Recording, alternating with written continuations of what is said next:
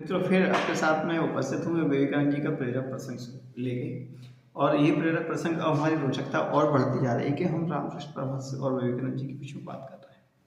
तो मित्रों, ये जब उनको इस तरह की अनुभूतियाँ होने लगी और उन्होंने कह दिया मैं ईश्वर दिखाऊंगा, तो विवेकानंद के मन में भी आया कि यार मुझे ईश्वर को देखना चाहिए।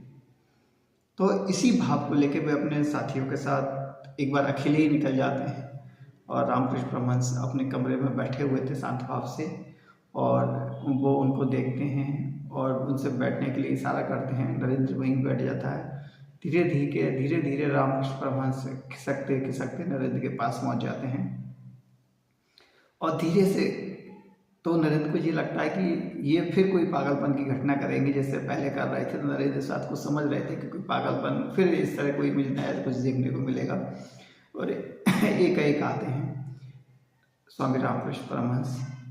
स्वामी विवेकानंद अपने दाहिने पैर का अंगूठा स्पर्श कर देते हैं और जैसे ही वो उनको अंगूठा स्पर्श करते हैं, क्योंकि मैं लाइन बेसिक पढ़ना चाह रहा हूँ इसलिए देख के बोल रहा हूँ कि जैसे ही उनको स्पर्श होता है तो भीतर एक अभूतपूर्व होने लगी।